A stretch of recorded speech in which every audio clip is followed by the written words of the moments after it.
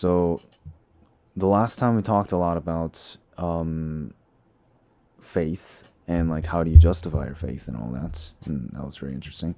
Today I want to talk a little bit more about morality in general, like the problem of evil, and whether or not morality can be subjective, and all of that. We'll get into all of that, but I want to start with a question that a lot of people have asked me, which is, do you think that somebody can hold a respectable moral position, I guess, without believing in moral authority or objective morality? So when I say atheist, right, I just want to clear this out for everybody. Is just a lack of belief in God, right? Like, so sometimes people will use that term to mean like people with a conviction that God exists, right? No, God, people with a conviction that God doesn't exist, right? Which I would agree that it's like that's a more useful definition of the word atheism, just to kind of like differentiate it with from agnosticism. But that's just mostly what I mean when I say an atheist, just somebody that just like lacks a belief in God. So basically, a lot of the things that people have been saying, right? People like I've been arguing with people on, is like, if you are like, I don't believe in objective morality, right? Now, can I claim that somebody else is wrong? Meaning, if somebody has a different subjective set of moral values, can I really condemn that, right? Because if it's subjective, then everybody's entitled to their own subjective kind of view, right? So then, does that take away my kind of moral conviction, or like I guess like the right to act upon my own morality, right? Whereas if you're a Christian, then you do have the right, or at least a justification, to act upon your morality and almost impose it on others. Yeah, I mean, I would say in order for anybody to to say whether you have a right to do anything, you would really have to ground your morality in something. Otherwise, you can't really say, oh, you do have the right or you don't have the right because if somebody else holds a different opinion, then. So I think in order for me to say whether anybody has the right to, I would need to ground my morality in something. So I guess from a Christian perspective, I guess it would be yes, because everybody ultimately has free will. And I think even lots of atheists would say that people have natural rights, Hmm. like rights that you basically can't even take away. So like for example, in some ways people can be enslaved because you can shackle them up and force them to labor, but ultimately they can also refuse, right? Hmm. So in some sense, humans really can't be enslaved all the way, just to a certain extent. Right, right. You can't force people to think certain stuff. Yeah, I mean, I'm right. So, I guess I was kind of trying to, get you to say some of the things that, like people have been saying to me, so that we can kind of like go back and forth. But I guess we are kind of in an Okay, agreement sure. with that, because, yeah, like that's basically what I think as well, right? Like, in your point of view, obviously, I don't have the right to really do anything with my own morality, set of morality, because in a perspective of us of somebody that thinks that morality is objective, anybody that has a different morality is just wrong, right? It's incorrect. So obviously, in their view, I'm not going to be able to have the right to impose it or like act upon anything. But then, I'm not burdened by that. I'm not burdened by not having the right or anything, because my entire view is that it's subjective, right? I don't require the right. I don't require an objective standard or an authority to actually validate my values in order for me to act upon it. I can just do it, and then that's why. Maybe. Yeah. Okay, I so think I think right. I think if I were to try to push back on that, I would say that Hmm. your existence is contingent upon you cooperating with society. Because if you were to really piss somebody off, they might kill you or something like that, right? Like for example, um, the death the death penalty is like a perfect example of how a person's like a sense of morality might objectively be wrong in the sense of not allowing them to continue living, and also I guess maybe if you're somebody that believes that suicide is a good thing, then you can't exist. So I guess in that sense, your morality is wrong. Right. So you're saying like even if it is subjective, it can be kind of like self-defeating in a way. I mean, yeah, because I mean, if you're not alive, like if you don't exist, then like You can't you're have morality. you're not there anymore, Yeah. and yeah, exactly. You don't have the ability to think or reason and interact with the world. So, um, Well, yes, but the idea is like while I'm alive, if I say something like, murder is completely okay, right? Like, you know, okay. I was gonna try to like avoid using those words just because YouTube doesn't like that, but I guess okay. we can't avoid. If I were to think that, or like if in my subjective morality or subjective view of morality, if I were to think that murder is like completely benevolent, right? Like it's a good thing to do, right? Then with if my stance is that morality is subjective, then I can't look at that and say that's wrong, in the sense that like that's like incorrect, right? I can't say that. But what I can do is I can say that that's evil, or that's like morally wrong in my view, right? But what I would say is, what's the difference really? You know, because you can't prove, or at least in a way that everybody else would agree with it, that God is real either. You know, so sure, it's fine, it's all well and good that you have a moral authority that you can personally rely on to make decisions, but then other people are not really gonna be behind that either.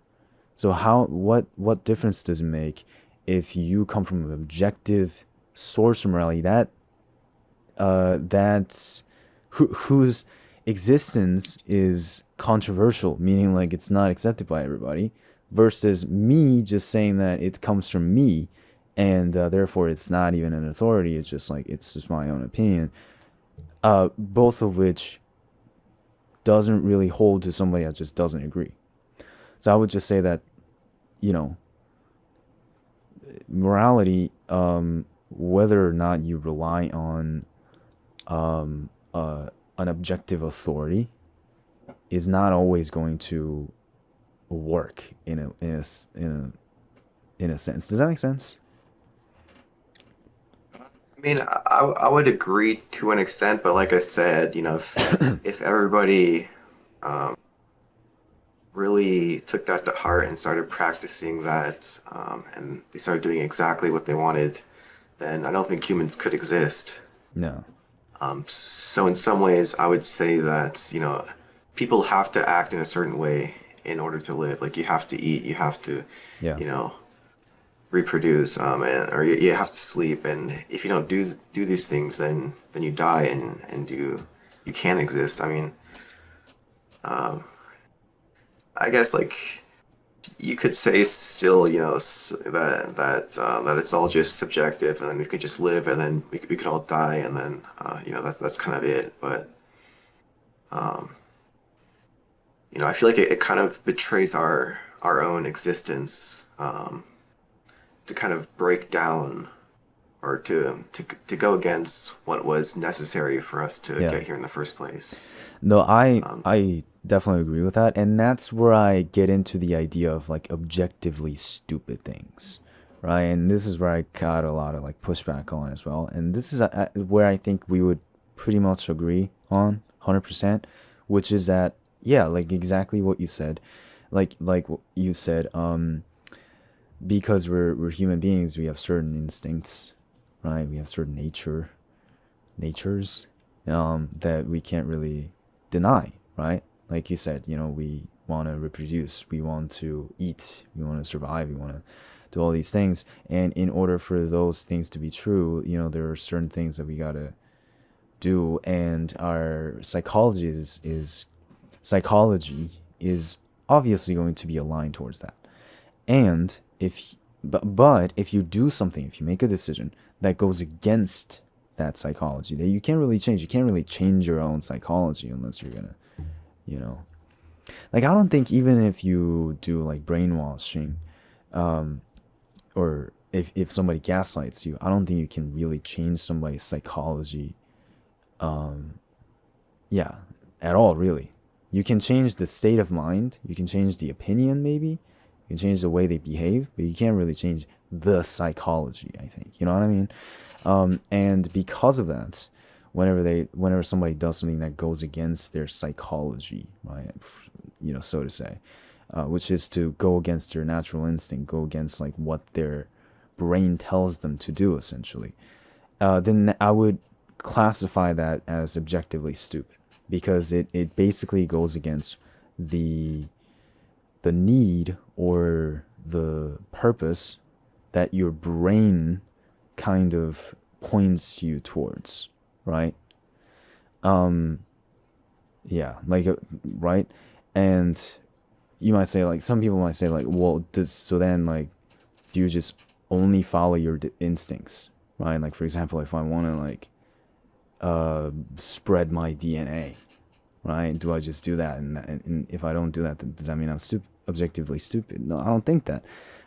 Because there are other reasons, right, that you can attribute to your psychology, right, for marriage, right, for all these things. And that's where we kind of would, I would argue that subjective morality can hold kind of like an objective water, if that makes sense, right?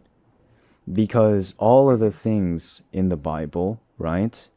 I personally believe, like, the doctrines and the teachings of the Bible are profound, not just because of what it's claiming, but because it works, right?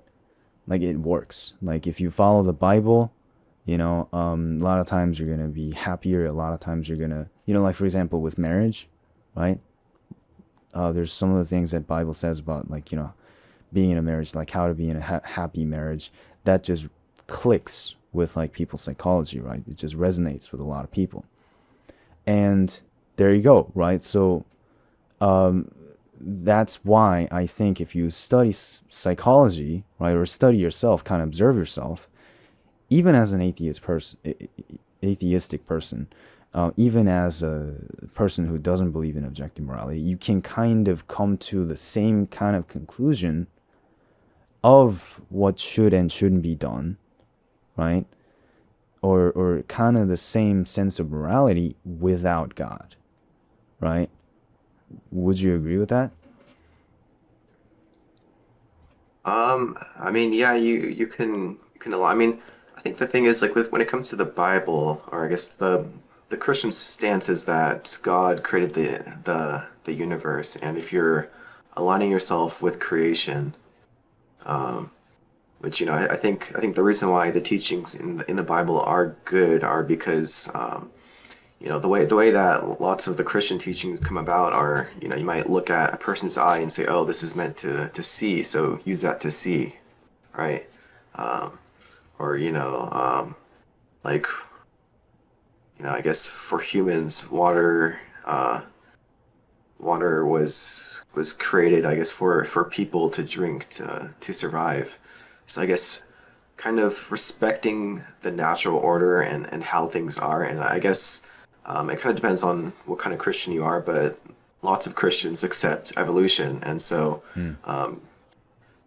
you can kind of argue that by us I guess respecting the evolutionary forces that made us who we are today. You're in a way doing God's will. Right, Um, right. So you're saying so that yeah, maybe even if an atheist kind of arrives at that conclusion, then that's kind of the atheist discovering the will of God, kind of like accidentally. Is that fair to say? yeah, I see. yeah. Right. Yeah, I guess yeah. Right, because obviously like God is supposed to have made everything, and God is the source of all the instincts and psychology that I mentioned. So, I guess like following that is kind of like following God at the same time. Like if you follow the what the Bible is saying. Okay. So then I would kind of expand that and say that do you think that a Christian society, right, is necessarily a better society than a non-religious society? Because that's a big one as well, right? Yeah, I mean, I mean, I think it depends on what you mean by like good and bad. From the Christian perspective, yes, but I guess if you are an atheist that can't ground morality in anything, then it's really hard to say whether it would be good or bad, because there are people out there that would probably be okay with more suffering if it meant them having more freedom, for example, or if the population being smaller, for the people that are alive to have a higher quality of life. Right. I think the issue is just that if you don't have any way to ground your morality, you can't really say whether anything is good or bad. Um, and I think the reason why that's kind of a very important point is because then that just leads to absurdity because nothing has any meaning. Like I don't I think there definitely are ways to not fall into nihilism as an atheist, but I think it's very difficult to do that. Right, right. It's very difficult to go the other way, right? And kind of like have conviction in your own sense of morality, I guess, right? And I think that is definitely true. Experientially, that's true.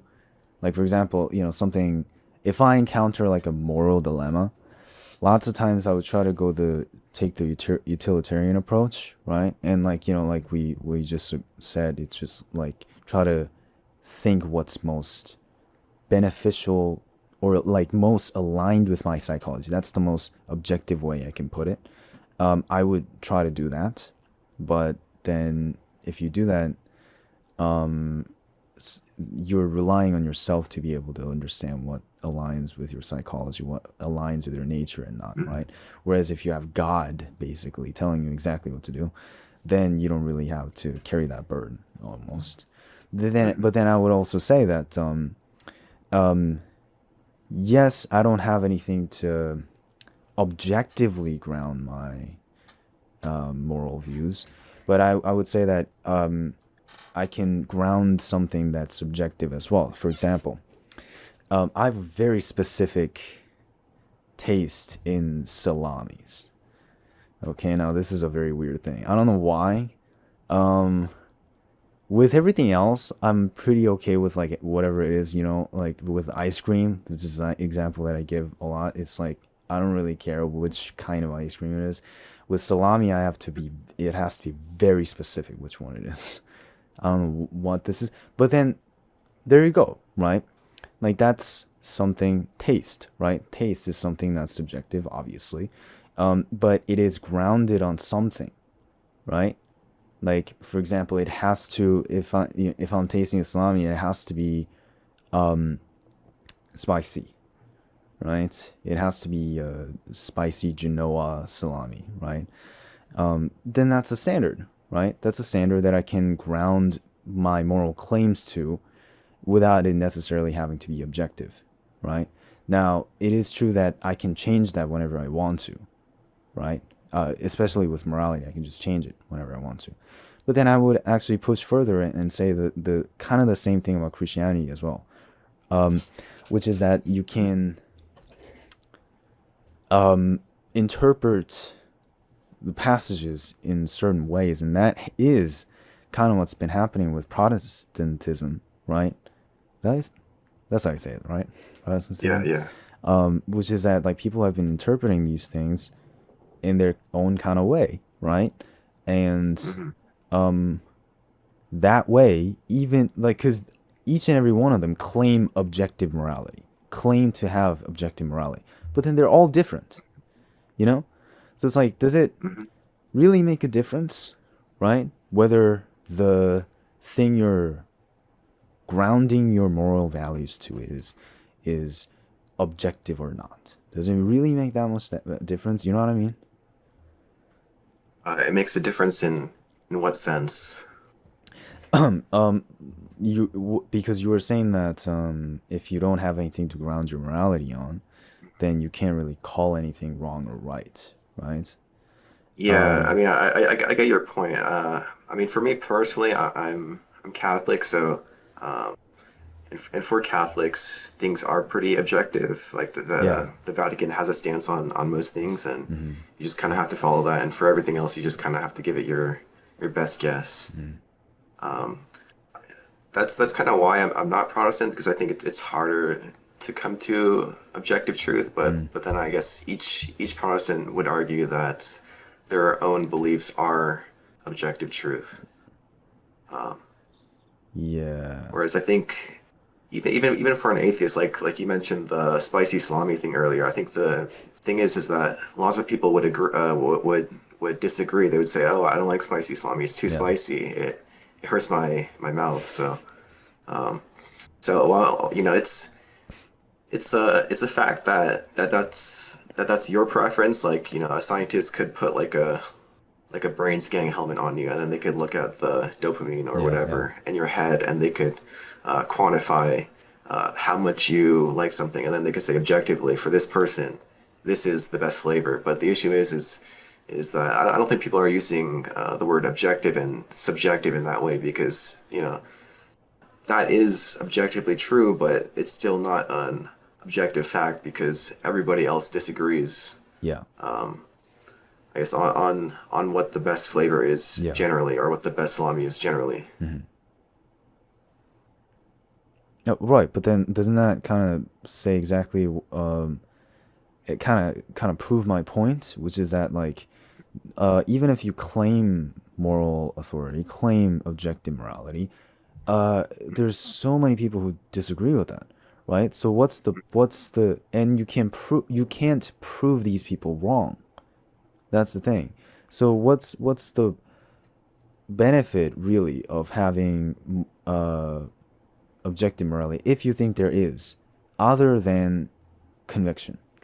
But I'm not trying to dismiss conviction in any way. Obviously, that's very Yeah, sure. good to have like conviction in your own morality. Obviously, well, I mean, it can backfire, I guess, in certain situations. But I'd like to think that in most cases, especially nowadays, it's good to have conviction in your own morality, especially if it's a well kind of designed sense of morality, just like in the Bible, which I think. So, do you think there's any other benefit, right, to claiming objective morality other than the conviction that it brings? Yeah. Um, I mean, like I said, I think the only way you can really ground anything as an atheist would be just to link it back to, um, I guess, uh, you necessarily having to have your survival instincts. And so, from Yeah. that perspective, you could say, "Oh, yes, it's beneficial for everybody to hold the same moral opinions or principles, just because that increases social cohesion." Like, for example, today we see lots of splitting, or I guess a less controversial direction would be to look at the way that the governments are run throughout the world. Like at least in the U.S., you have the Senate, and they're always arguing and arguing and arguing, and you know you have so much money being put into keeping this institution afloat, which is really kind of like a very wasteful process. Like it's there, I guess, to kind of protect everyone in some ways. So I guess that's kind of it's kind of seen as a perceived cost, but Hmm. technically speaking, there is one objectively best way to do everything, Right. and it'd be much more ideal to have a monarch that's able to put that into action. If that was possible. And Yeah, if exactly. it's God, then that is possible, is what you're saying, right? So right, okay. So but then that would be the benefit of objective morality that is also true, right? That is also like aligned with the actual real creator, the earth. Yeah, in which case, obviously, there's gonna be like good things like going to heaven or something like that. But let's think of like so. I guess like there's no real point in pressing this on you because I guess you've made your point clear. Well, I mean, there's ways we could maybe push it. Like, I guess from my perspective, being a Christian, I hold certain moral beliefs. And so, like for me, I might say that abortion is always wrong. But then, if you look at it, let's say there was some kind of huge chemical disaster, and then all kids born in the next 20 years were Hmm. born severely disabled and Yeah. needed tons and tons of resources that would basically cripple society. A secular person might just abort every single person with the justification that we just simply can't keep everyone alive. And that is, I could see there potentially being some argument made there. And from a Christian perspective, at least a Christian that's against abortion, you would have to say that in that sense, you would have to let humanity perish rather than performing the necessary abortions to save society. So I guess if you're to try to push it to the extremes, you can probably think of hypotheticals Yeah. that might destroy the Christian perspective. Right. Well, one thing that I know that Christopher Hitchens was talking about was the concern that we kind of touched on, which is the conviction can actually hurt, right? The conviction that your sense of morality is objectively correct, which means that everybody else is objectively wrong in their morality, right? That can hurt. And I guess that's the idea with your example just now as well. It's like being so kind of convinced that abortion is just completely wrong, that you're failing to acknowledge the other side. How do you kind of solve that in your mind? Do you think as a Christian or I mean, Catholic? there's not really a way to solve that. My way to justify it is that ultimately everyone has equal rights, and for some people, they need something for them to live, to be happy, and for me, I just need this, right? So, and I think maybe there are lots of people, lots of Christians that kind of ignore the other side and don't, I guess, acknowledge the fact that there are cases where it can be severely emotionally distressing and almost in some ways almost objectively bad for society. I guess if you were to not accept Christian morals, like I said, keeping people alive that don't, I guess, add to the productive capacity of society. But to me, that's also kind of why I think religion is important because it kind of, I guess there probably are some people that don't really see an issue with, like, for example, selectively aborting people that have disabilities. But at least for me personally, that feels wrong. Even though as a utilitarian, I Mm. would want to support it in that sense, but also I don't want to support it because I personally don't think that that can be right, and I think that's kind of like a difficult area. Yeah.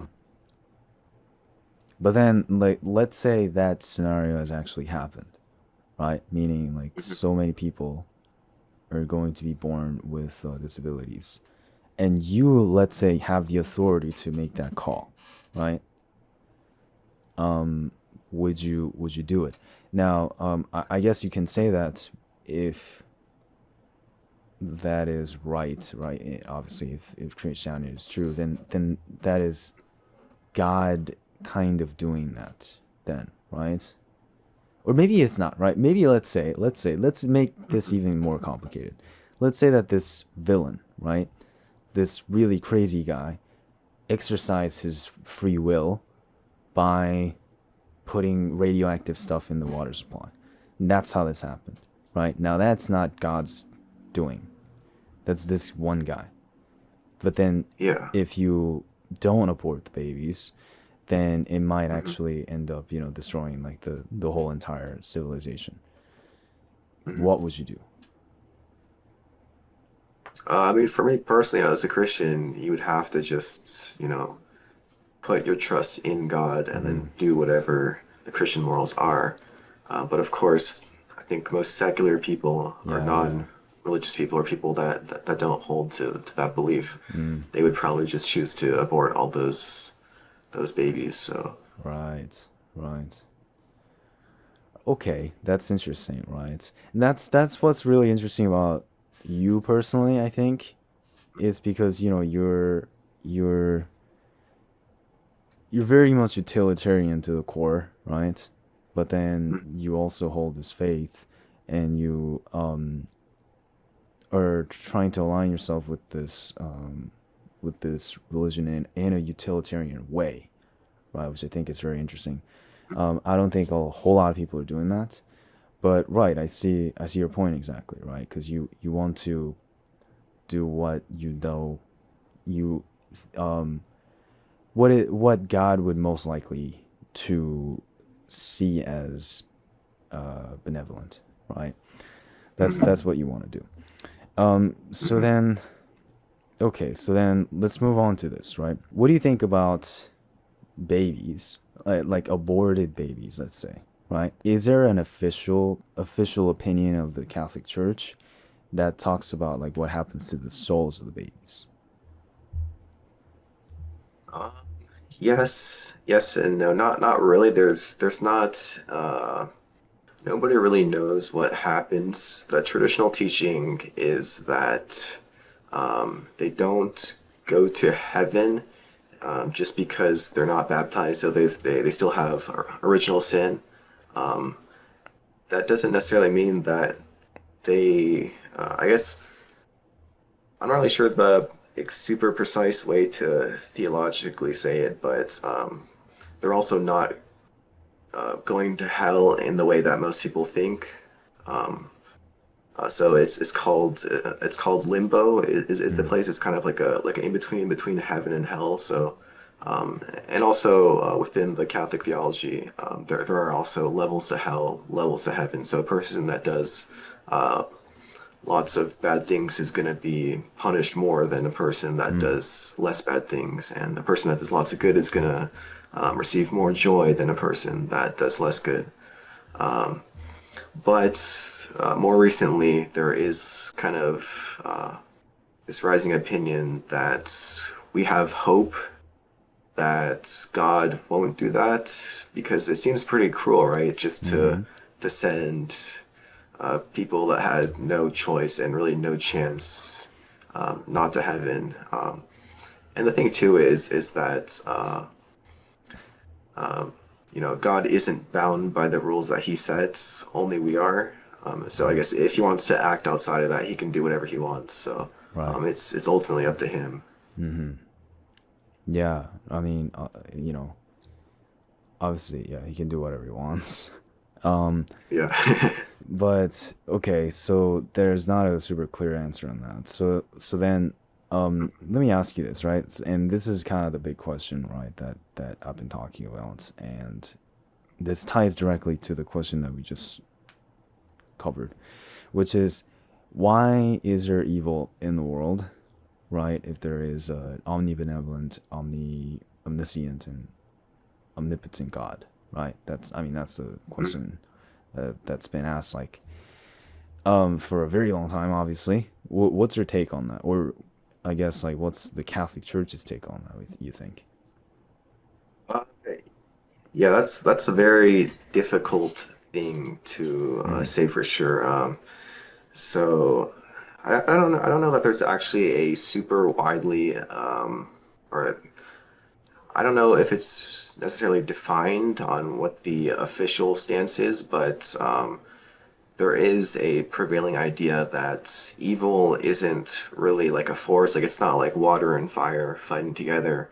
Evil is really just the absence of good. So basically, wherever God isn't. So if you are rejecting God completely, that that in some ways puts you in hell. mm, By you basically not allowing God to be there. So I guess it could be argued that maybe evil is necessary logically. Like can you really have light without darkness, right? It's kind of like that kind of thing. mm, And also, I think it's also hard to say whether things really are evil or not, because yeah. in our view, things might seem good, they might seem bad, but they might actually be the opposite of the way that we perceive them. And also, I think there's also the fact that maybe there being evil in the world actually, in some ways, helps everyone because now we're able to see, oh well, I don't I don't like, people hurting each other. That's not good. So I'm gonna choose to be on the side that's against that.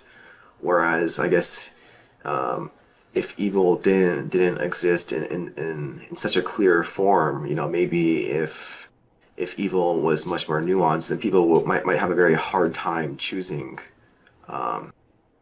or people might not necessarily be as certain that they're on the right path. Right. Like for example, I think the way a person acts is very telling of their faith, right? Like you wouldn't expect somebody that's really good and really genuinely close to God to be a terrible person that's doing all these crimes. You would expect them to be basically doing exactly what God teaches. So I would say that there's maybe also the fact that maybe God is giving us a crutch, because he knows that people are weak, so we need that contrast to be able to tell and to be able to more easily decide whether we want to be with him or not be with him. Right. All of those are good arguments, I would say. But then let's start here, right? Let's just as a matter of logic. If God is omniscient and omnipotent, then that means that every single thing that has ever happened or will ever happen is exactly as intended. Do you agree with that? Uh, yes and no. I mean, I think if free will does exist, then everyone can technically choose for themselves. And so while God does know what's going to happen, it's not necessarily his fault. You know, if you do truly have free will, but if you don't have free will, then I guess you could say yes. But the Christian teaching is that people do have free will and that everybody chooses to sin. That it's not God's fault because if we didn't have free will, then it would probably be God's fault, right? Right. But because we do have free will, it's our fault if we choose to sin. Right. If you want to talk about like faults, sure, but God still made the free wills, right? Like beings with free will, with free will, to decide things, knowing what that will cause, knowing exactly what that will cause, right? And so what I'm saying is like, isn't that intended? Isn't everything that we will do, right, intended, right? Maybe it's not God's fault, but He knew it when He made us, and He still made us anyway. So isn't it like at least okay? Maybe not intended, right? But He was aware of it, right? At least, right? Was it Mhm. right? Yeah, I mean, I would say that ultimately, if we do have free will, then you can't detract from the fact that we do have a choice in whether we do good things or bad things. Just because he has knowledge of that doesn't really change Responsibility. the fact that, yeah, exactly, we're responsible for what we do. So, in some sense, it is still just.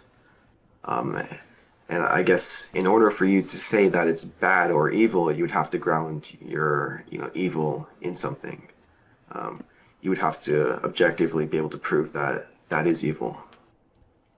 Yeah. Well, I mean, right, and that's another thing. But I was just like, stay on that point, and say that if God knew exactly what's gonna happen by putting these beings with free will on Earth, exactly what's gonna happen, He saw that saw everything, and then He still decided to do it, right? Then and also as I kind of made a point to in like my video, which is that God doesn't have to suffer any consequences that He doesn't want to suffer.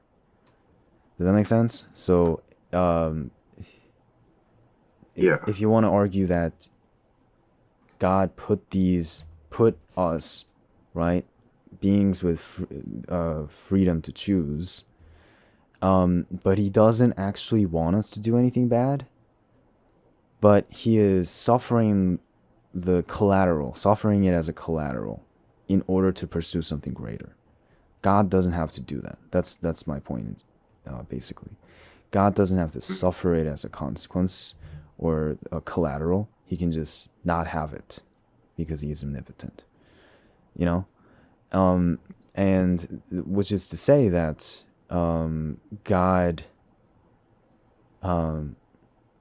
God has to have intended for all of this to happen when He created everything.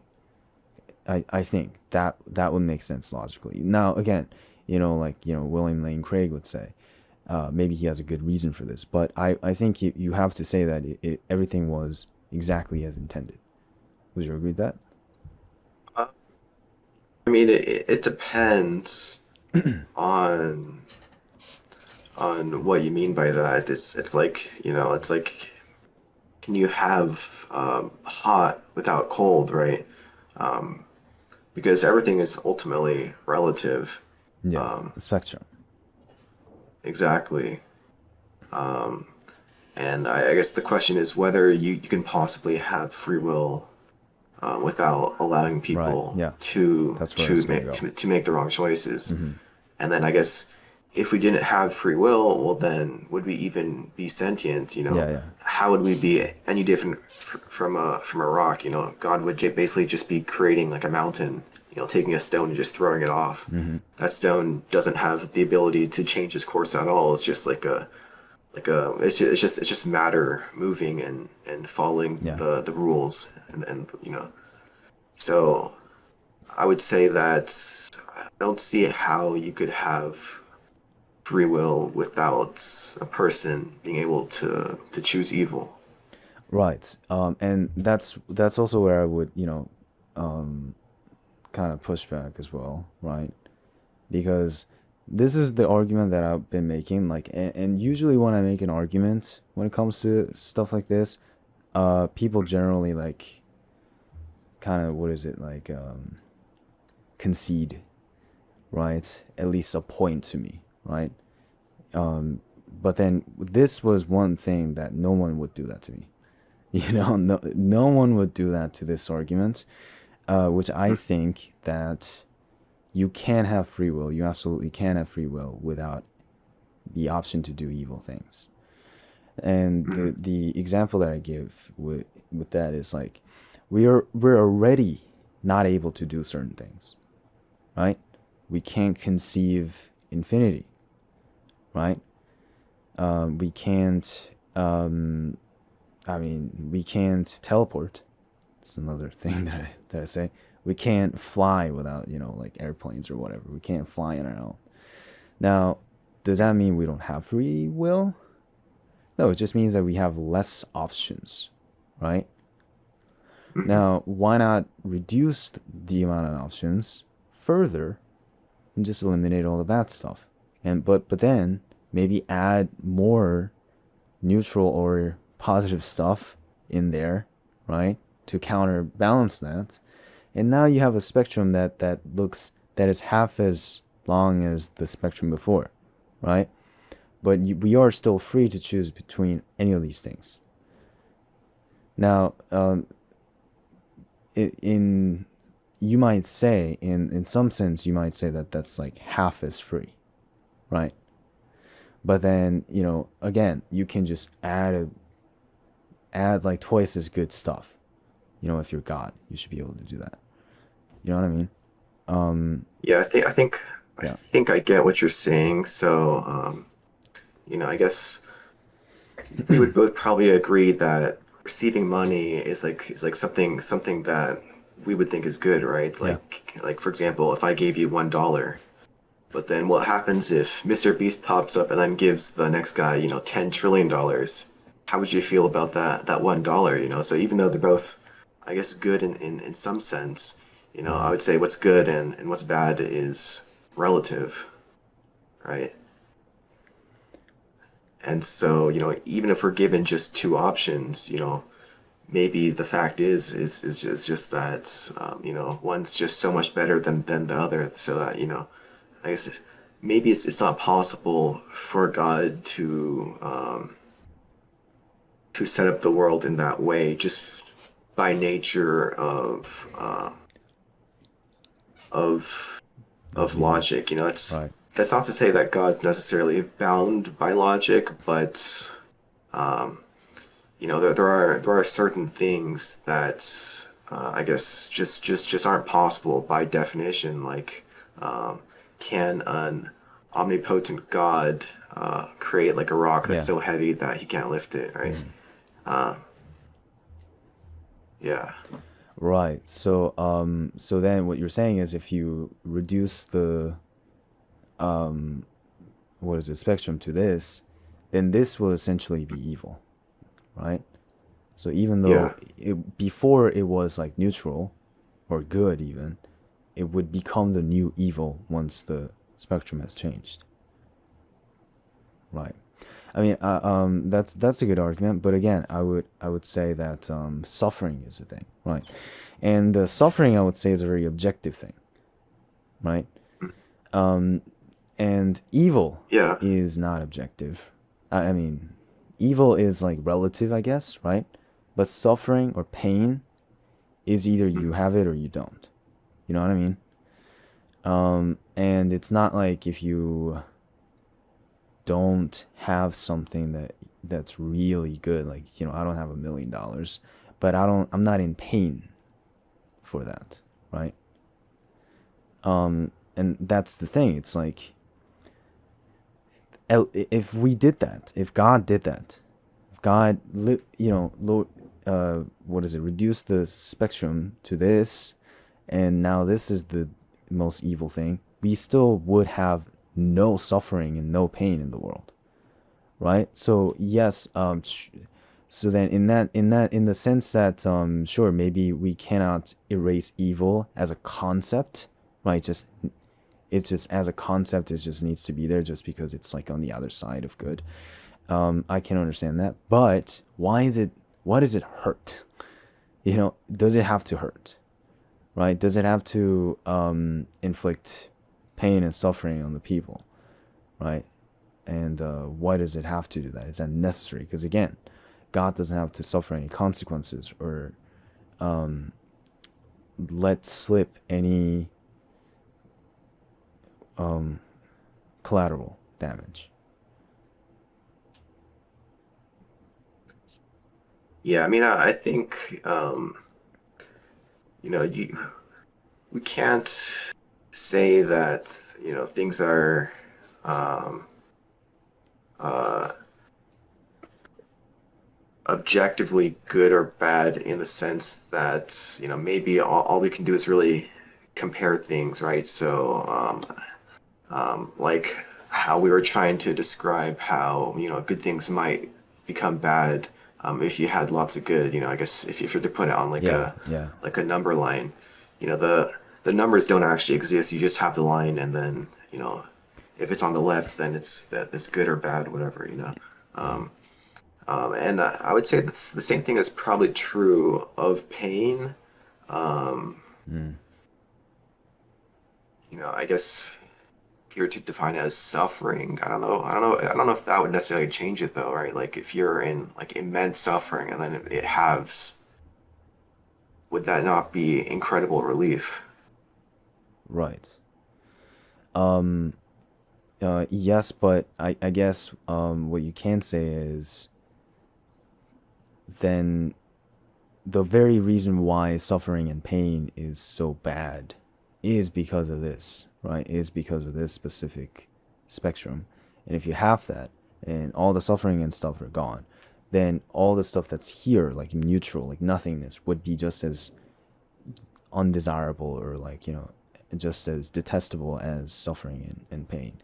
Kind of like how we see in the modern world with like the suicide rate that's higher than it was in like, back when we didn't have any of the good stuff, So Okay, nowadays, sure. right, like in modern society is much less painful, right? You don't have to be hungry at all. You don't have to really do hard work at all, like any physical work. You don't have to do any of that. Nobody gets hurt really. Like I've never broken a bone, right? I would imagine that that's probably not that common in, the 16th century, but people are almost more in emotional pain, I guess, right? Just from the kind of the spectrum getting shorter, right? Of like bad things that could happen. If you, the worst thing that's happened to you is your parents dying at the same time, right? Then getting hit by a random person, right, in the face or something like that might not be that big of a deal for you. But then if you've the worst thing that's happened to you before was like your friend calling you fat, then that's gonna be very, very, very bad day for you, right? So, right, in that kind of sense, like suffering and pain is almost irrelevant, because anything will be pain and suffering, and anything will be just as detestable and just as like bad as those things, if you move the goalpost or move the standard enough. But then again, right? I would actually say that that is our nature, right? But why is it our nature, right? Like that's such a cruel nature, right? To be in pain, to be in suffering, to have to experience something terrible. Because then here's what I would say too: heaven exists, right? Heaven exists. Now, do we have freedom in heaven? That's a good question, I think, right? Because in heaven there is no suffering, there is no pain. The kind of the perfect world that I am describing here. He's already got it. He knows how to make it, right? So I would say that you can't really say that that's not possible, right? Well, I mean, the thing is though, Yeah. is that hell also exists always, right? So even if eventually, Earth stops existing and we're just left with heaven and hell, you still have suffering. It's just that you're not in the part of the world that is suffering. Right, but either way, we're out of it, right? And that means we can be out of it. But we're not. We can be out of it, but we're not. that Mhm. and there's an omnipotent, omniscient being, then that would necessitate that he's intentionally not letting us in heaven, which again, he might have a good reason for Um, that. well, I mean, I would disagree with that because I think there are people that um, that do suffer a lot that are still happy. Like you might say that, you might look at the Desert Fathers, the people, the Christians that went into the desert and like starved themselves and lived a pretty minimalist life. They had like nothing. They were just like literally in the desert praying all day.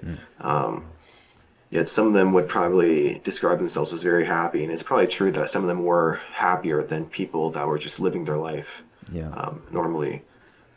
meaninglessly. So, I guess the question is, you know, uh, are there not examples of people that lived uh, happy and overall good lives on Earth? I mean, I think lots of people on their Yeah, deathbeds, or yeah, maybe at least some people would say that they're happy with how things were overall, and that right. they didn't really mind the hard parts because. Yeah. I personally think, I mean, I'm kind of in a way playing the devil's advocate here, right?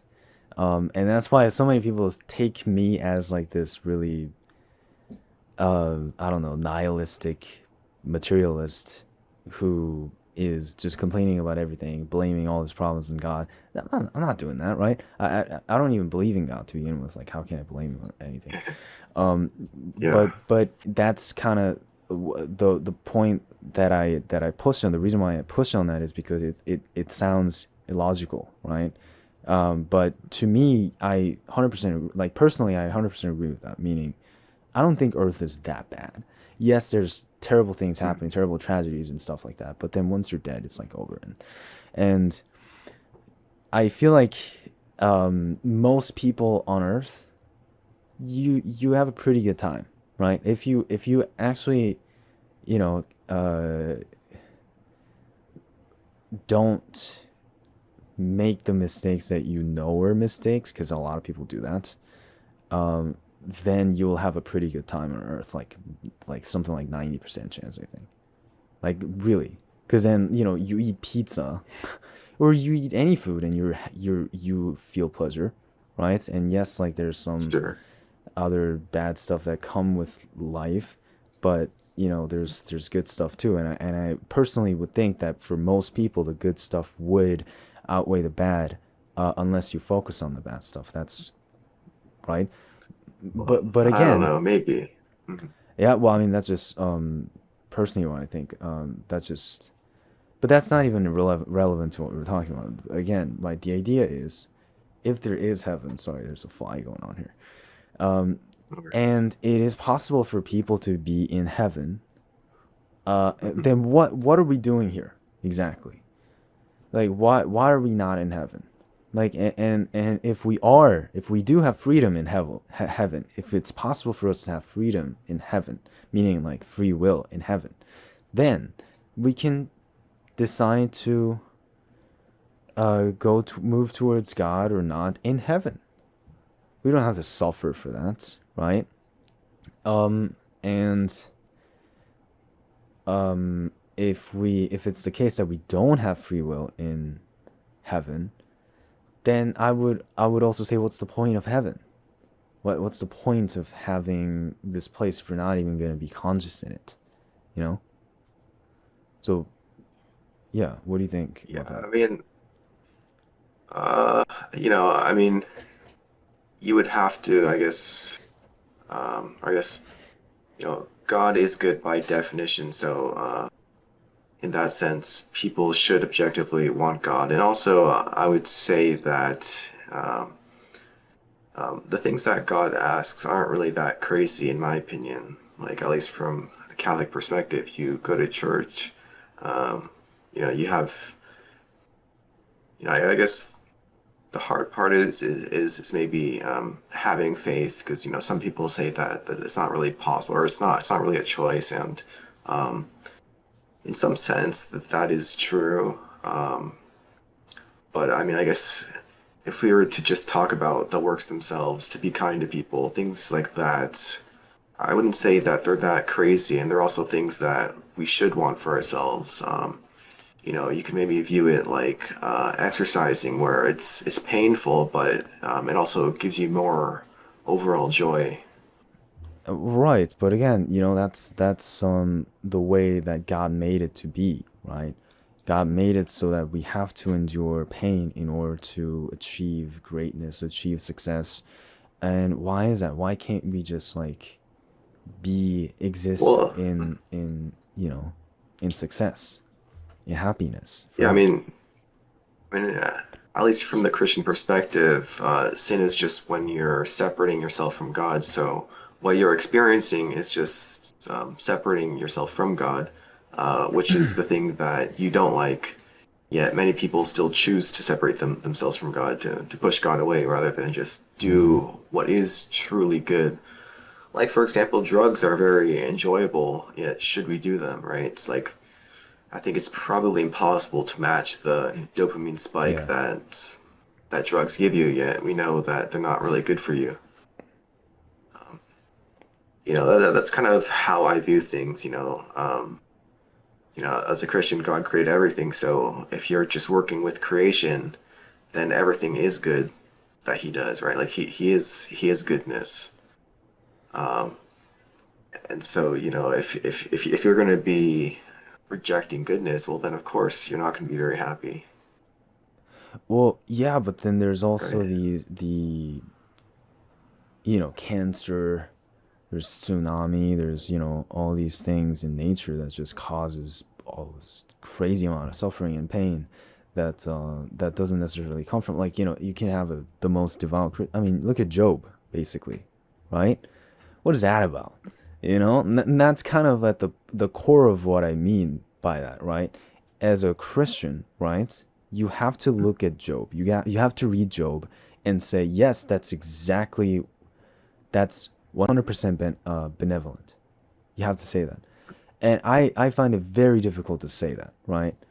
To just put if you look at Job, if you read Job, it looks like God is basically almost like treating Job not as his son, but more like an animal, more like an ant, basically. Like it's like when you know how like in when you're like a 10-year old and then there's an ant in like this like a sandbox or whatever, and you would put sprinkle sand on it to see if it would actually like come out of the hole or whatever. People used to do that in my elementary school. It's kind of, you know what I mean? That's almost the level of like, he's almost playing with the devil and completely in what is it? Like at the cost of Job's entire being, right? Or entire life, I guess I should say. And he's just sees nothing wrong with that. So how do you interpret that, right? Because again, he doesn't have to do it. He doesn't have to let Satan have his way. He allows it, right? And that kind of puts my point into like a picture, right? Which is that God decided to specifically have suffering in the world, right? And yes, it might not be, that much compared to what we will get in heaven. And yes, maybe God doesn't ask that much of us, right? Just means that we got to stay faithful and all that. But why do that to begin with? Like, why have Satan? Why let him have his way to begin with? You know? Yeah, like I said before, it could just be that, having that big contrast helps us make the correct decisions because you could imagine that if there was a drug that was extremely pleasurable and had no real consequences or temporary side effects, but did eventually lead to death, you know, that would probably be an extremely lethal drug because nobody would ever Yeah. want to quit it, right? Like Yeah. people tend to get to a point in their life where they're just so fed up with where they are, and that's kind of what makes them choose the opposite path to finally re reject drugs. But so, you know, in that sense, how would you choose God if the suffering for not choosing Him wasn't that bad, right? You'd probably just live your life however you wanted to, away from God, and then at the end you'd be stuck in hell, and then you know. So in some ways, I would say that maybe you know, having the huge contrast is an act of mercy. Yeah. Right, but we also talked about. I mean, this is something that we talked about off, like outside of a video. But for example, in India, right, the percentage of people that are Christians are like less than 10% of the percentage of the people that are Christian in America, right? Meaning like it's way less likely for you to be Christian than if you were born in America, right? So that would mean that Americans have an advantage, almost have like a help in pursuing their faith and finding their way to choosing God, right? Now that would be the same help as the whole point of introducing pain and suffering in the world is what, right, as you just said. So then why not have the pain and suffering, just have what America has, just just for everybody, meaning because in America the reason why so many people are like that is because like there's so many of these like churches and stuff established and all that, right? There's a big community. You don't get killed, if you practice Christianity, right? Whereas in North Korea, you will get killed, right? You will be imprisoned just for reading the Bible or you're practicing Christianity.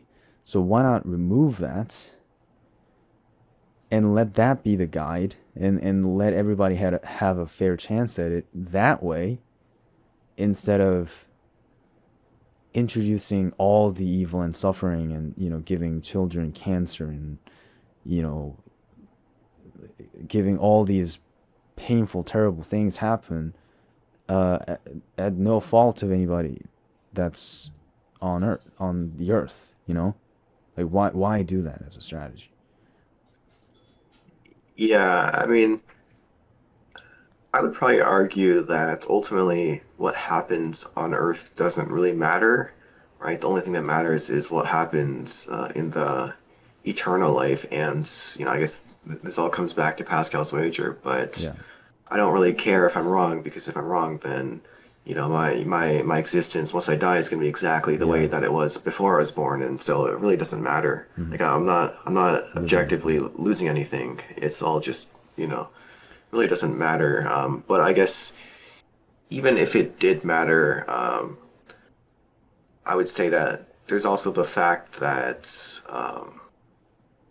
you know, in some ways, you know, I think, you know, God's not fair in the sense of giving everybody the exact same opportunity, but he's fair in the sense of giving everybody enough opportunity. Right. And also, I would say that, you know, if you grow up in a Christian household, and that's kind of all that you know, and your moral values already line up with the faith, and then so do your political values, you know, are you really given the chance to really demonstrate your faith and to really I guess show how you know are you really able to make like Yeah. a Yeah. I see your point. to give a big offering to God, whereas, if you come from nothing, you're like an atheist and then you convert and live like a super devout life, or if you're somebody that's in, one of the countries where there is lots of persecution, well, then you have the opportunity to make a huge, Yeah. gift to God, which is, in theory, gonna be beneficial for your eternal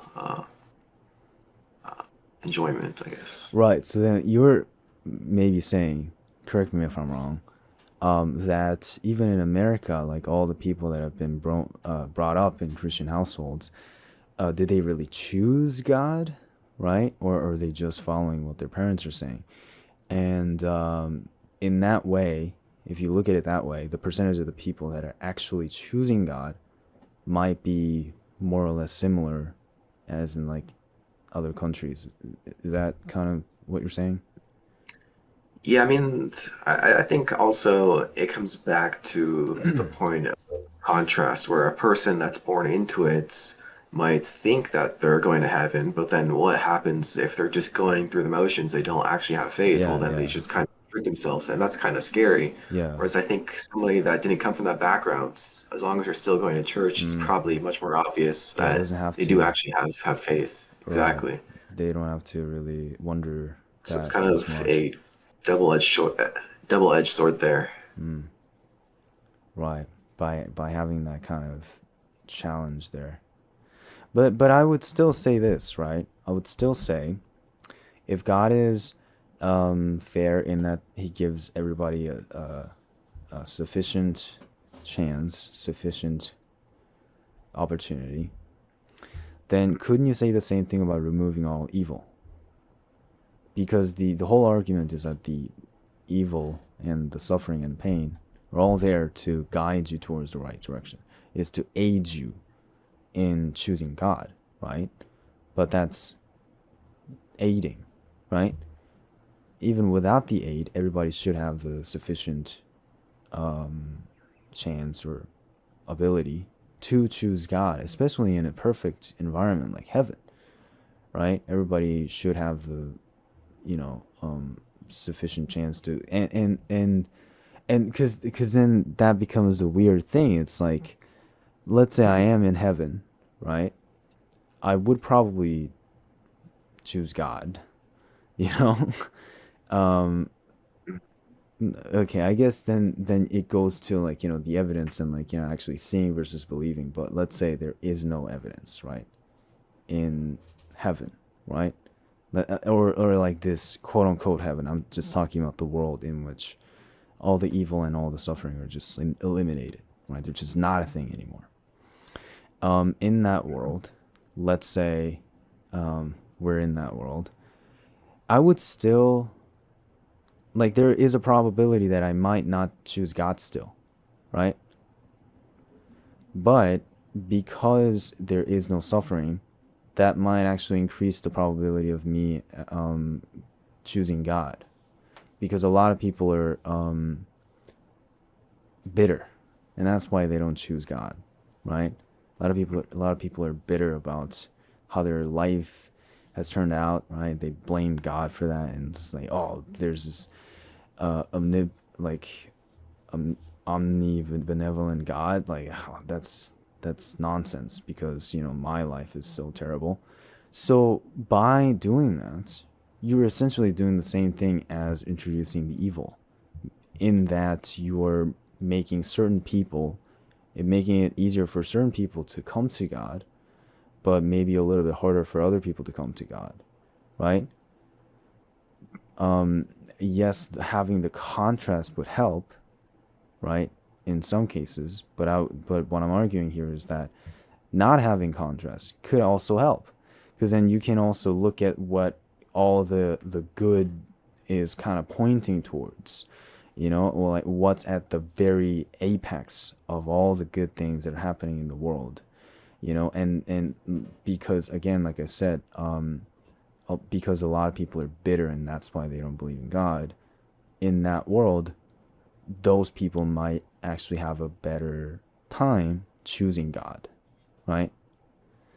So again, right, that would kind of run counter to what he really wants to do, which is to bring the most people amount of people to him, right? To choose him, to choose to believe in him, with freely, right? Using their own free will. Like, let's say that's his goal.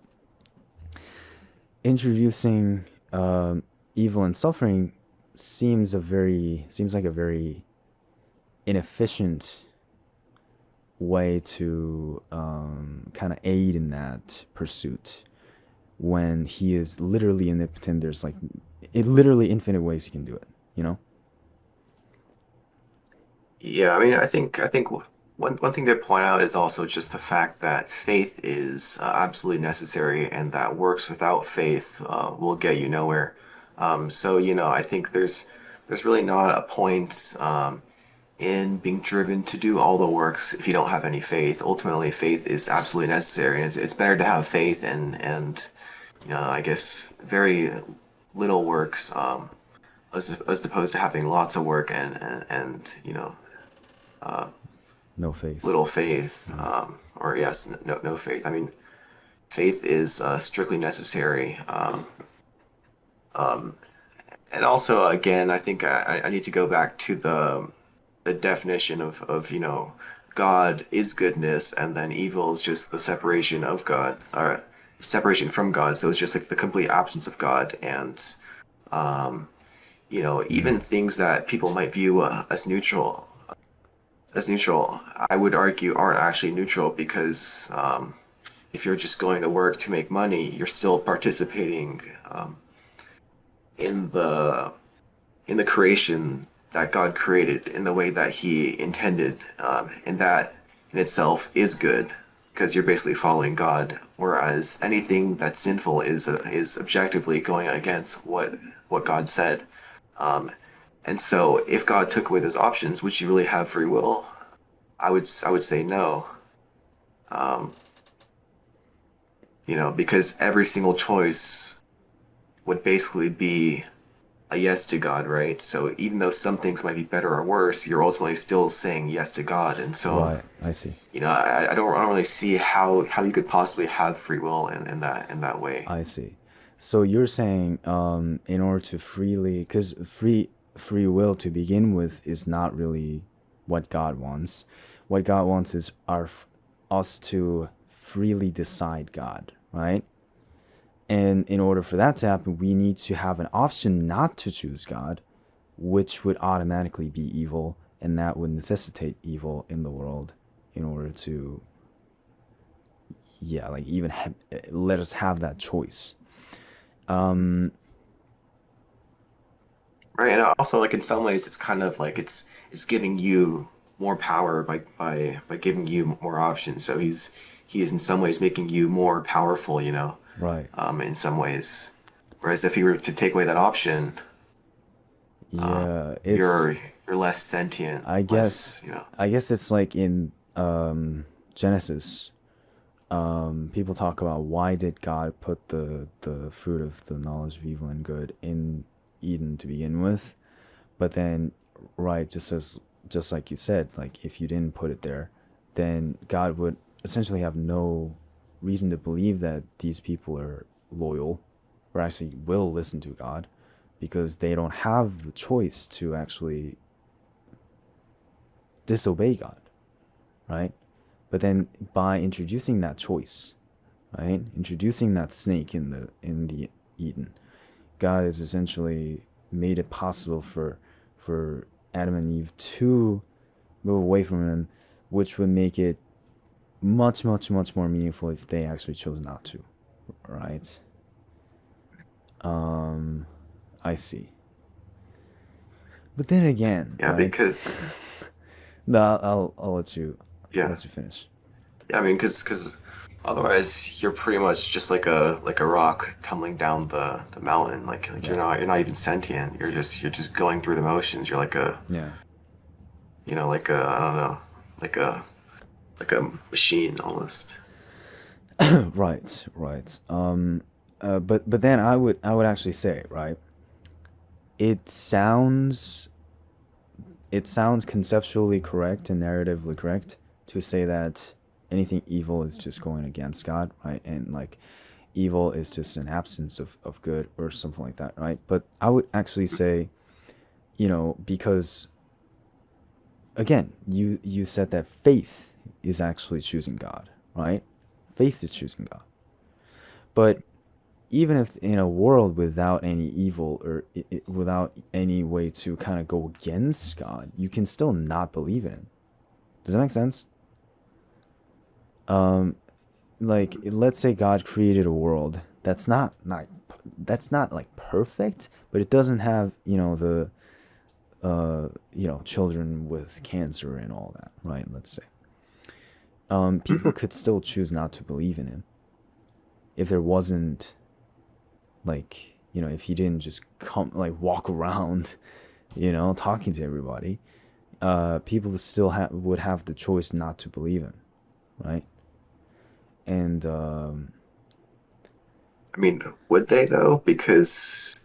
Um, because if there is no absence of God, well then you have to believe in God necessarily because God's always there. You simply can't reject Him. right, but that's also the byproduct of defining um the like evil in the world as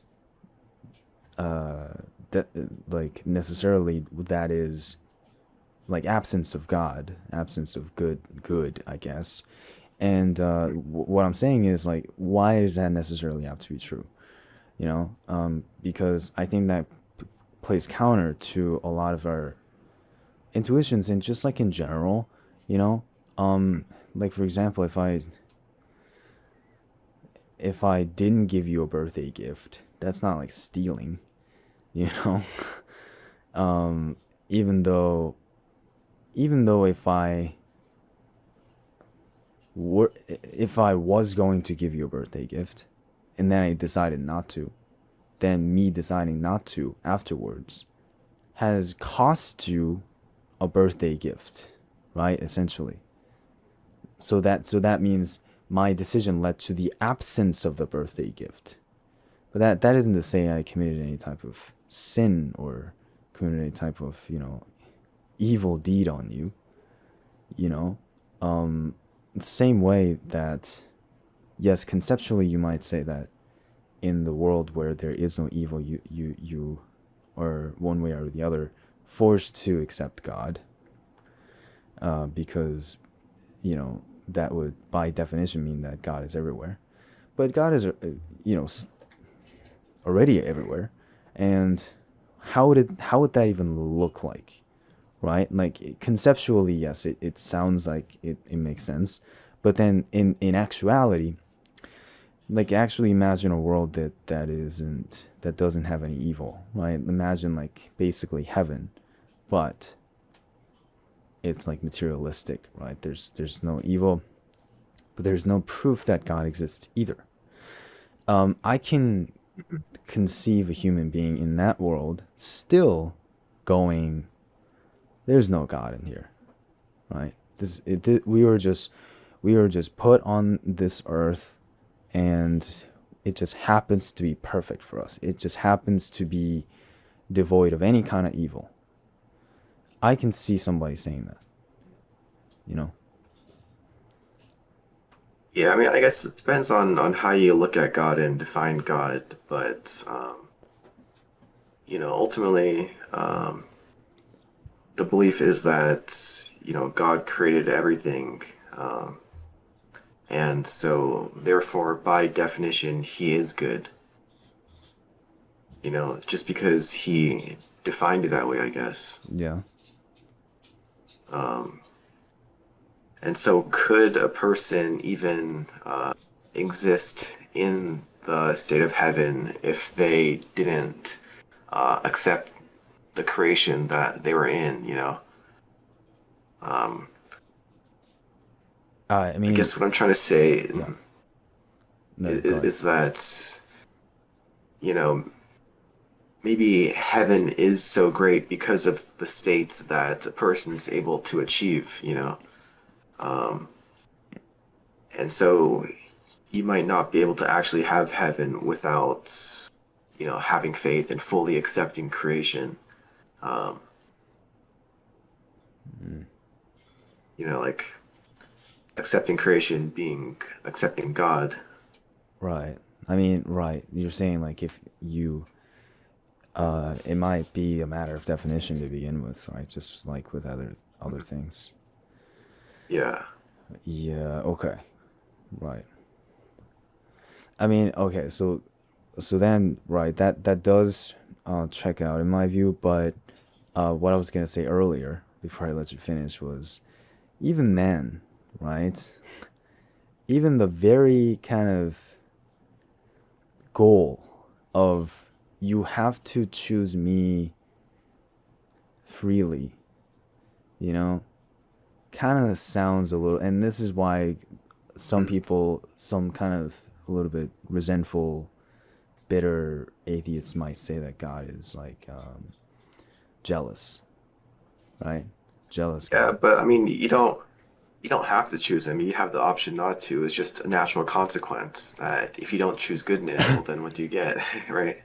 Oh well, yeah, Like if you, Mhm. but then God is the one that kind of made it that way, and made it his goal that we all have to choose him in order for us to not burn in hell, basically, you know. And if we don't choose him, then we are gonna burn in hell. And a lot of people say that that's just like nature of how it is, and like that's our fault, not God's fault. Which, again, God is the one that made all this stuff, right? Knowing what's gonna happen, right? With like fully knowing exactly what's gonna happen. Then Mhm. that wouldn't that mean that God set it up that way so that people that don't choose Him are punished, and people that believe Him are rewarded in a very kind of a weird way that kind of would make Him look like He's jealous, like He's almost insecure, you know? Yeah, I mean, I think you also have to look at the fact that God isn't bound by time in the way that we are, and like if you go near like a black hole, and then if you go near and then you leave, you'll actually be younger Yeah. than you would have been if you just stayed on Earth. So I think that kind of shows that the time isn't really what we perceive it to be. Yeah. And so you can kind of start to imagine how God might not necessarily be bound by time. Hmm. And so, even though he knows everything, in that sense, it's not just like he's creating something that's damned to be, to begin with, but rather that we're sentient beings that still have free full will, and we're just simply choosing bad. No, I mean, I can see that. But even then, right, what I'm saying is like the sentiment of it to begin with, like the whole goal of God, right?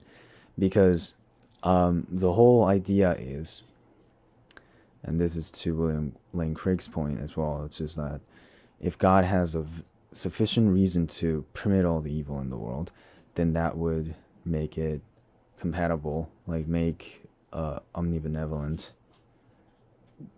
being compatible with objective evil in the world. But then, as of if that goal, if that sufficient reason is, he has to bring in the people to God using their free will, right? They have to have the freedom not to choose, but then they choose either way. It's kind of like I don't know, why is that so important, right? And why is that so important that God might even use suffering and all of that, like almost torture, to guide us towards that way, you know? And obviously, we don't know, right? It's why that's the right way to go. But then, if we don't know, then maybe that's not the actual reason. You know what I mean? Do you think that? Yeah, I mean, I mean, I think the thing is just that that ultimately it's in order for us to have free will, we have to be able to choose not to follow God. And I think, God has to be by definition good because he created everything. Yeah. And so you can imagine, like for example, in some sense, you could argue that being an atheist is sinful, right? I guess it depends on what you mean by that, but basically, it kind of goes against God to disbelieve him.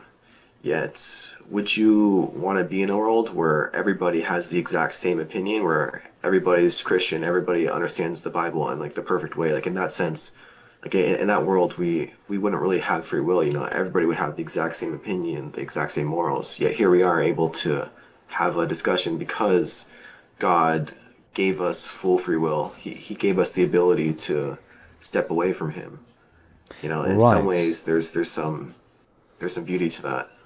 Yes, and I definitely see the beauty in that. And for example, if I were to like run a country or something like that, be a king in a country or something like that, I would definitely like kind of see that, right, in a setting where like, but then this is different. I feel, because God is omnipotent, meaning again, he's the reason why we find these things beautiful, right? So yes, we can find excuses or like, good things in the bad, right? And look at that to kind of almost justify all the evil and suffering, right? But then it really doesn't need to be there to begin with. And what I'm trying to say is that even without all those things, we could have had just as much beauty, just as much fulfillment, fulfilling. Yeah, like you get what I'm saying. Yeah. Without any of the, like, shouldn't we be able to do that without any of the evil? If God is omnipotent and he can do anything basically. And again, right, I would actually say that there's a difference between the lack of God and lack of good and evil, right? Like there's somebody that's not a good person, and then there's an evil person, and yes, it is kind of on a spectrum, but there is this part right here, which is nothing, not doing anything. And I just can't really see why it would be necessary to include this part, but which uh, what we talked about earlier is that if you cut it in half, then the middle would be the new absolute evil, right? But again, I would still prefer that. I would still prefer that. I would say over having children be born with cancer be the worst thing. I mean, that's not even the worst thing, right? And in that world, there's only it only goes up basically, right? It only goes up, but you don't have to decide to go up either. You can just stay. You can just decide to stay at the very bottom, right? And in that way, you leave the possibility of people not choosing God. But then at the same time, eliminate all the possibility for evil at the same time. I feel like that's conceivable. It's something that God could do. And again, one of the evidence that God could do that is by looking at heaven, right? Because you would think that people have free will in heaven, right? I mean, if they don't, then it's basically the same thing as materialist view, which is that you just stop existing, right? Because if you don't have free will, what is that? You're just a robot, basically, right? In heaven, like, what's the point of that? So you probably do have free will in heaven, but then there is no evil in heaven. But then, can you choose? Can you decide not to choose God? Decide to abandon God after you get into heaven? Obviously, there's no definite answer to any of these, but you get what I'm saying. It's that it seems to me that God would be able to cut the bad half, right? and throw it out the window and still make everything work exactly as intended, right? It still make everything else work as he wants to, like still make all these people convert to Christianity while having the choice not to do that. You know, I don't see why that would be impossible even for God. Yeah, I think it just comes down to the fact that God is good by definition. So,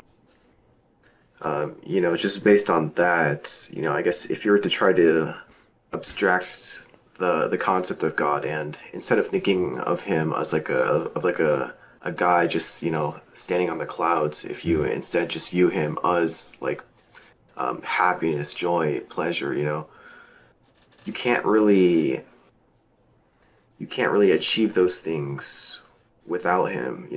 Anything that is good, anything that you should want to do, that is God. But let's say this, right? Let's think about this.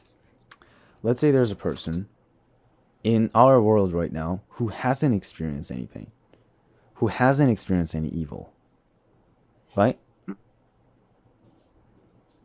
Does that person is that person necessarily going to be a Christian, right? And I would actually say no, because they don't have to have faith in Christianity. Maybe they haven't seen, maybe they just like don't like the sound of it. Maybe they just don't feel the need to to do it just because their life is so perfect. But that's possible. Like it's possible for that guy to not choose Christianity. So again, why not? Why don't we have a society where everybody is that guy? Where everybody Yeah. would have the choice, but then everybody's super happy, right? But then they would still have the choice not to believe in God. You know? Well, I mean, I think it just comes down to, again, to definition. If God is the things that we enjoy, then you can't really separate that. If you're not doing the things that you enjoy, well, then you're not going to have enjoyment, right? Yeah, And I think that's just the very definition of God, just by nature. Um, God created the world, so if you choose to play along with His creation, then that's good. You're gonna enjoy that. But if you choose to go against creation, against your own very, your very nature, then you're basically choosing to I see. basically choosing suffering.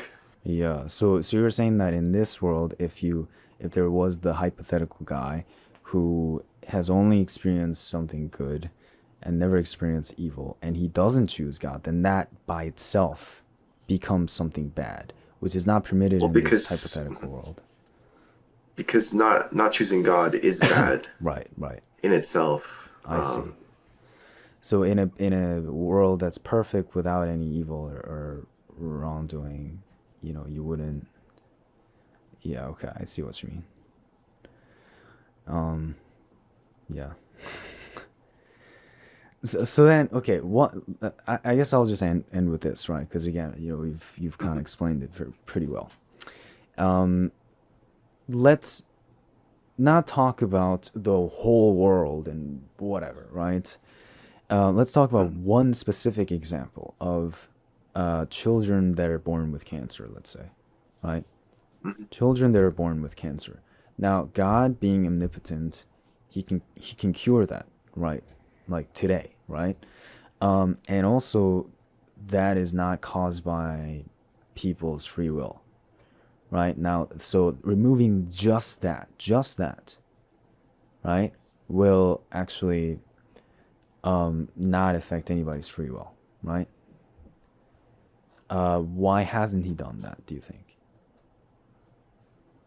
And I would personally argue that anything on Earth doesn't really matter in the grand scheme of things. Like, would you rather have heaven and then be like a slave, right? That lives like the most terrible, just terrible life, but then go to heaven, or would you rather be the wealthiest, happiest guy, on Earth and then go to hell, right? Go to It's a hell. pretty Yeah. easy option. No logical person would choose, Yes. would choose hell. Everybody would choose heaven every single time, no matter how bad you made the uh, temporal options Mm. or the temporal suffering. But then, would you, are you then saying that all the suffering and like the babies with the cancer and everything is almost insignificant to God? Depends on what you mean by insignificant. I mean, in the sense that um, it's not really important because at the end of the day, right, the only thing that really matters is just faith in God, Mm. right? Everything else really doesn't matter. At least that's how Christians are supposed to be. Right. Nothing else should matter. You should not be attached to the world. There should be nothing that you value more than God. Right. But for a baby who doesn't know any of that, he's just in crazy amount of fear and pain for no reason, and God's reason of not curing that is essentially just because like it doesn't matter at the end of the day. Like for him and for everybody that's going to choose him. Well, I mean, you could look at it many ways, but like imagine if heaven is real. Well, then let's say the baby gets baptized and then they die. Well, then in some ways, right, that is not necessarily a bad outcome Yeah, yeah. because, Because heaven. you get to go to heaven. Like you're basically spared from, being able to go to hell. Hmm. But it is sad in the sense that you didn't really have the chance to really prove yourself and necessarily Right. achieve like a higher level of heaven, maybe. Right. So why permit that? Why permit that one specific thing? Because again, everything is made by God, right? Everything is designed by God. So cancer is designed by God as well, right? Specifically allowing children to be born with cancer, that feature is put there by God as well. Why put that there, right? Why not remove it? And if the reason is because at the end of the day it wouldn't matter, because if the baby goes to heaven, then it wouldn't matter. If the baby goes to hell, or like like doesn't get baptized and doesn't make it to heaven, that's again that's a different issue. But the reason why he's not doing that is just because like in the grand scheme that doesn't really matter that this baby has cancer or not.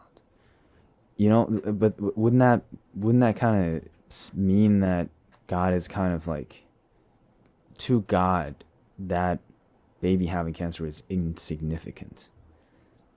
Like not too big of an issue for him to actually come down here and cure cancer, or cure cancer for babies at least. You know? Yeah, I mean the whole point of life on Earth from the Christian perspective isn't to really enjoy it, but it's to, you know, get closer to God and to know God, and that's the ultimate purpose. Everything else doesn't Right. really matter. And also, I would say that you could maybe argue that maybe these things are a result of human free will, right? Like by people making bad decisions, like companies deciding to put chemicals in food Yeah. and water. And we know that those things have a large effect. You could also argue that maybe a parent choosing to not put sunscreen on their kids, things like that. I mean, I get what you're saying that some people truly do have no options, and they're almost kind of, forced into that situation. And ultimately, we do know that God is good and that He is loving, and we don't necessarily know whether He's gonna damn somebody to hell. I mean, it's, theoretically possible that everyone is saved. Hmm. Theoretically, that's probably not the best way to view it, just from, being conservative, just understanding the stakes. It's much better to be fearful in a way, or to be more conservative and to hold yourself to a higher standard, just to to not accidentally be, if you're to quantify like 100 points, below the threshold, or to basically not accidentally condemn yourself just because you wanted to, I guess, um, be a little bit more sinful. Right. Right. I mean, yeah, I guess it's just, at the end of the day, the whatever the grand plan is. Do you believe in like the divine plan, or, cuz is that even the way to say it? It's like God is planning something grand, and every piece has to be exactly where they are in order for, like the judgment day to happen the way it does. Uh, like in, uh, I mean, I think people have to have free will, right? Like predestination isn't something that most Christians accept. Hmm.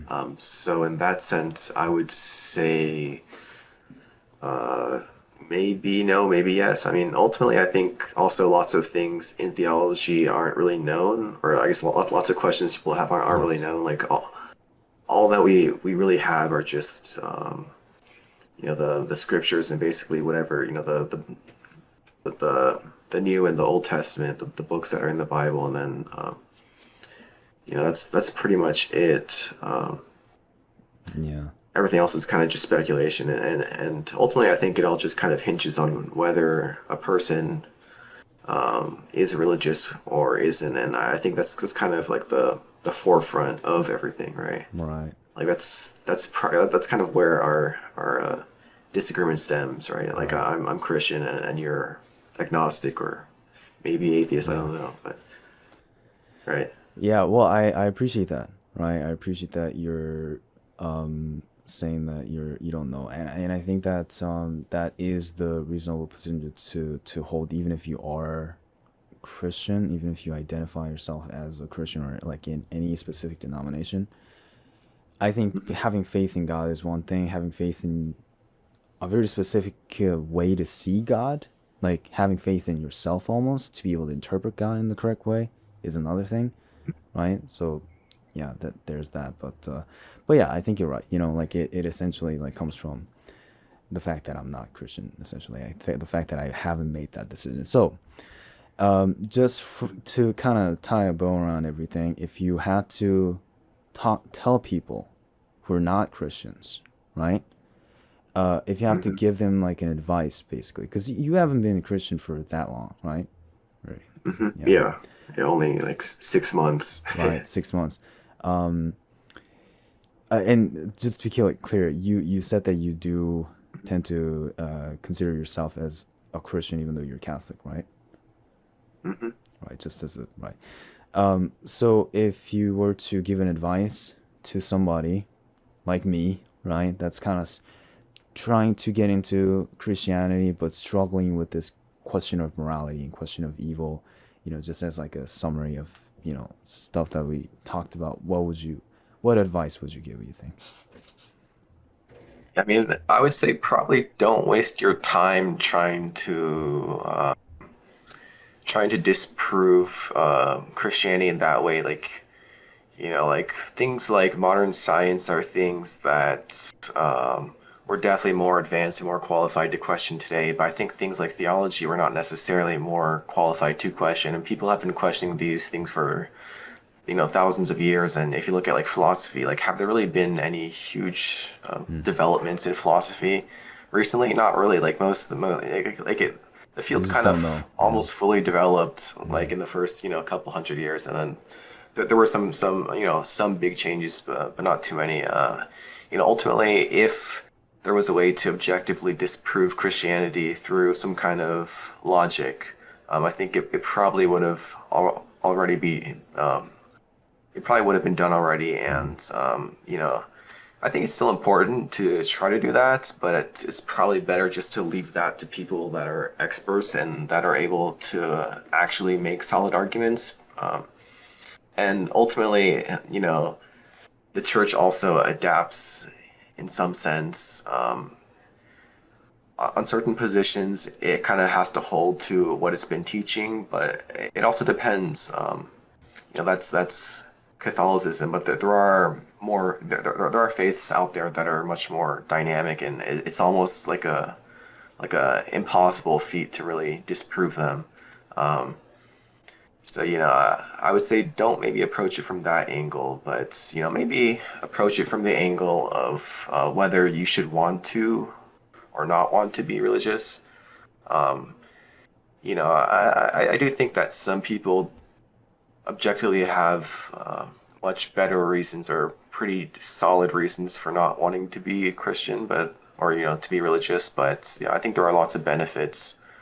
Um, and there's things out there for everyone. Even people that might almost in some ways be or I guess they might perceive themselves to be incompatible with Catholicism, for example. They can find their place somewhere else, and just viewing it from the perspective of it being something that's helpful. Mm. So much research out there shows that things like gratitude, connections with other people are really like the most important things in life and for overall happiness. And I think religion can be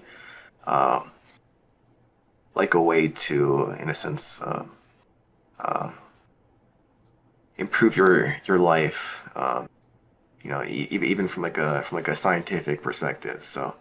Um, so I guess ultimately, people are religious because they want to be religious, and that's kind of the crux of it. So Mm, right. So think about what you want to do, if you want to be religious or yeah, not. And if you do, then what do you got to lose, right? Like there's all these benefits. exactly. Right. Again, going back to the very utilitarian approach. Well, that's Yeah, I think that's a good mindset. It's certainly one that's made me think about a lot of things. But yeah, thanks for coming on here again. It was very good. Very nice talking to you again. of course. Thank you for having me.